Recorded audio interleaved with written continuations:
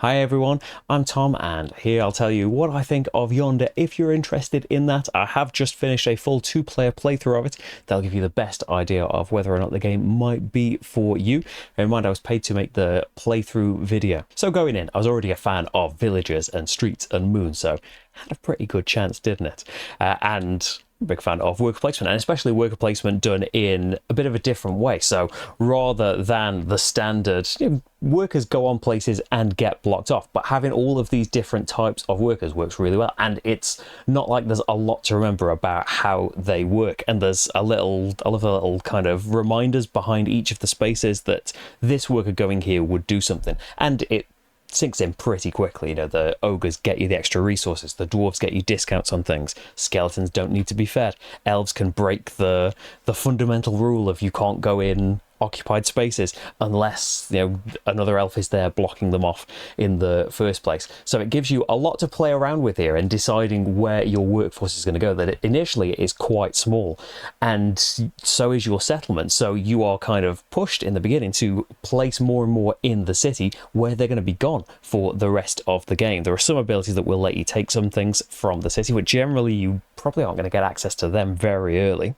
You will get replenished, like in the first 3 rounds you're going to end up with a new ship from the harbour, and that's good for it gives you a tiny morsel of a resource, but generally beefing up your workforce, which you might already have buildings in play or in hand that go together with those workers. Like if you use an elf to go in occupied space, you get the other worker that was in there. All of the dwarf stuff that I had, ogres can be fed with ore instead of normal foodstuffs. But they also give you a special ability that mostly relates to delivering to the envoys, which is another system I really like, where it's delivering stuff, isn't it? You're trying to do all of this resource conversion, make sure you have the right things to deliver to this person and get a good effect for it, and some more points. The more you can get initially, like the shipwright, you're committing to a lot by buying a new ship and delivering to more and more people, because you have to keep delivering to them for the rest of the game. Someone you're getting in round 1 has to be delivered to every time, and you kind of you're always torn between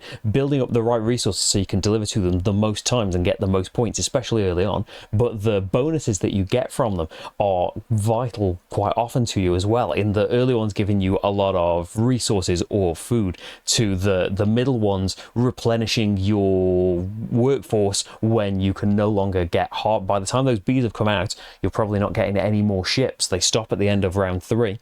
So the way to replenish is have these envoys that will give you more workers of certain types. But then there's also envoys that want workers delivered to them. So they're there's that push and pull again of, do you kind of tear your little engine apart to get big bonuses if you're willing to give up a load of work? So all the resources Marty ended up with in round 4 or whatever that was. But yeah, as they build up, especially towards the late rounds, hopefully you have amassed a lot of stuff or a nice little system to deliver to all of these things, because people can get really demanding. But even if you have built up that perfect engine, getting that perfect building for you doesn't necessarily mean that you're going to get to use it, because anybody can use your buildings. It can create a thing of maybe that building is going to be good for everyone as well. Like if it's early days and you put out something that gets food, maybe someone's going to want to go over there because everyone needs food at the start.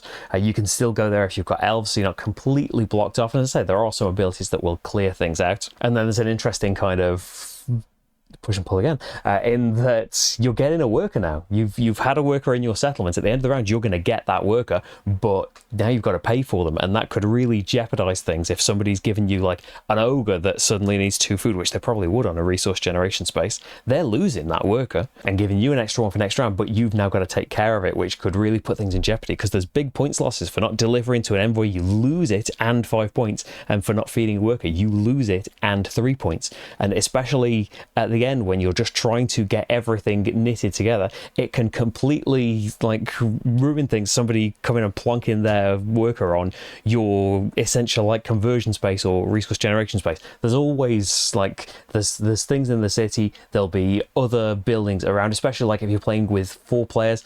There's multiple copies of those A buildings, so there's a chance that someone else will have things around as well. So it's not like one building used and that's it for you. But yeah, if you've got this perfect plan worked out where everything will chain together and the rewards from delivering to one envoy will pay for the next one, and so on and so on, and all of these benefits will net me 1,000,000 points for the C cards that I've built, that perfect chain can get really interrupted by just somebody using a building, and suddenly that whole thing is thrown in jeopardy, and you need to scramble for what you can do now. You can still do something, but you probably can't do it quite as perfectly, so you've got to be open to changing your strategy as the players inevitably place their workers in the worst spot for you, which is true just of any worker placement thing, that it can be tied that, oh, I desperately need this thing for this round, I need to be able to get a card, I need to be able to build an extra thing, and somebody goes there. There's still the way around that with bringing some workers back, with placing the elves, but there's even more jeopardy when they can be placing in your areas as well. So it's a really nice kind of twist and extra thing on top of worker placement. It's the things that you're used to of these spaces get there first, things are blocked off, but all of the different types really change things up and make you think in really different ways. I really enjoyed it. But I've done an entire playthrough, as I said, that you can watch and you can find out exactly how the game plays and get a feeling of whether you would be interested in it. And if you are, then it's on Kickstarter right now. The link is in the campaign page to see how it can exist. Well, it kind of exists in prototype form now, but in your hands. There are hundreds more playthroughs on the channel as well, and you can check them out and find out about more games if you would like to. Stick around and subscribe on that. I have really enjoyed playing Yonder, and I am going to have a sit down now. Well, I'm sitting down now. Lie down there. Bye.